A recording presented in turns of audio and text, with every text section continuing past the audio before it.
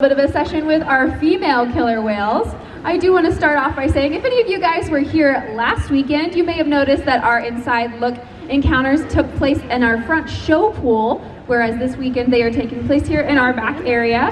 When you guys do go home today, we do believe you guys will be getting a survey asking about your experience, so we would be really interested in hearing your thoughts on how the inside look was in the stadium area versus back here. But it looks like we are currently asking a couple of our female killer whales to come into our medical pool right now. We do have 3 female killer whales here at SeaWorld San Antonio. That is Takara, who is the matriarch of our pod, which means she's in charge of all of the other whales here. She is also our oldest whale at 33 years old. She is joined by 2 of her offspring, which are Kamea and Sakari. Currently, Takara is on the left-hand side in our medical pool, and Kamea is on the right. Kamea is our youngest whale. She's 10 years old, and currently hanging out with Kylan over at the columns is Sakari, who is 14 years old. So right now, this medical pool, this is a really important behavior for our animals, being able to come into and out of the medical pool, because we want to make sure that all of our pools are just as reinforcing as the others. Our medical pool in particular is very important because, as you will see shortly, the floor of it can lift all the way up to the surface. So this is really important for if we are ever doing any type of medical procedures or other husbandry things that we may do with them.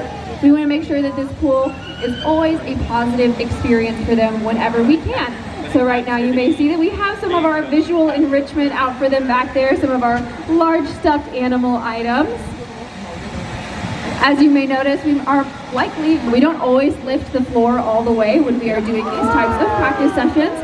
It's just getting them the experience of what it is like for that floor to lift up, the sounds of the pump being activated, all those different things, so that they are getting what we call desensitized to the process of being lifted, and also making it positive by giving them all those different types of reinforcers. Do you guys see me? So like I said, we can do a wide variety of different medical procedures back in this medical pool. Some of those can include ultrasounds, which is where we're able to ask them into a wide variety of what we call lineups. So a dorsal lineup would be where their dorsal fin, of course, is sticking out of the water. They're parallel to the side. We can ask them into a side lineup, which is where they present the side of their body to us parallel to the wall, or even ventral, which is where their belly button is to the sky and they're parallel to the wall. In those different positions, our veterinarians are able to come out with a sonogram or their ultrasound probe. They're able to maneuver it over the animal's body to look at all the different internal structures, very similar to us if we ever need to go get an ultrasound at the doctor's office. And the only expectation that we have for our animals during this time is to remain calm while the procedure is happening, and then once we are done, they receive reinforcement. Some other things that we can do back here are radiographs or x-rays. So we are able to bring out a portable x-ray machine poolside for these animals, and those lead plates that you would actually see if you were to go and get an x-ray as well. You'll see us holding them up in different ways so we can use that x-ray machine on them back here. Some other husbandry behaviors that these animals know how to do is actually we have a stimulus for asking them to exhale. This is really important because we're actually able to capture that exhale on a petri dish, which then allows our veterinarians to culture, which means to grow, anything that may be in their lungs. So it's an important thing that we can do for checking their health.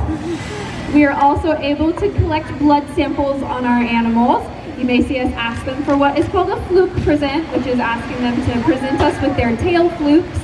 In that position, we have a really good area to find their more shallow veins in the white underside of those tails, which is where our veterinarians are able to collect that blood sample.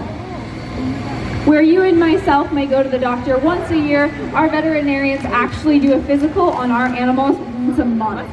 And that does include getting a blood sample as well as some of the other husbandry behaviors that I've mentioned, just making sure that they are staying routinely nice and healthy. They don't have to like constantly moving like sharks do.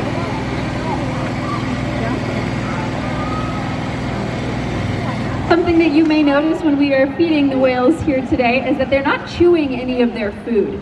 So they actually swallow all of their food whole, and this is largely because they get all of their hydration really from the fish that they're eating. So it would be really not beneficial for them to chew up that fish because they would be losing some of the water content. Now you may be asking, but they have a lot of teeth, right?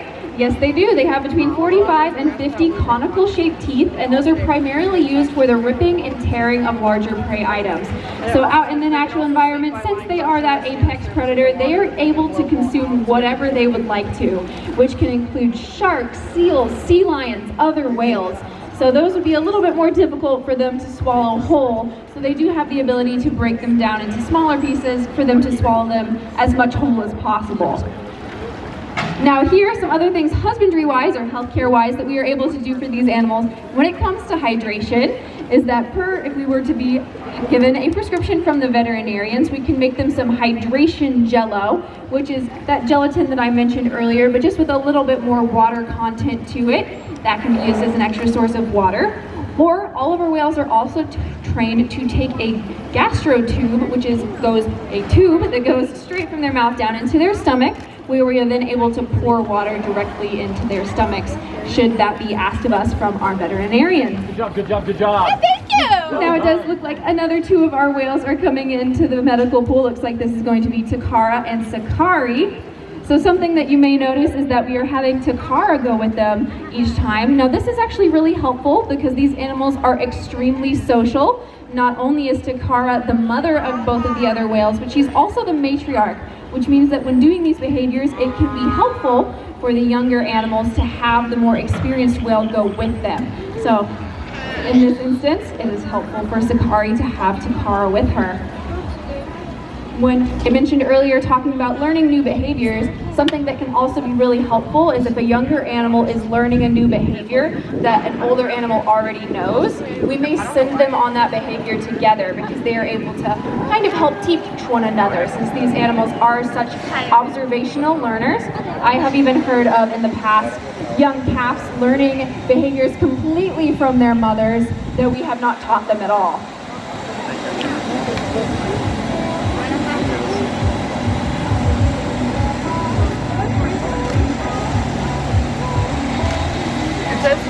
So another question that you guys may be asking is, how do you tell all of these animals apart? So we have a lot of different things that we look for. It's kind of like learning to tell identical twins apart. So right now you can get a really good look at Takara and Sakari. One of the things we use to tell them apart is those dorsal fins on their back. You can see that Sakari's is kind of nice, perfect straight with a little bit of a curve to the back, whereas Takara has a little bit of a niche in the center of her dorsal fin, and hers is a little bit straighter than Sakari's.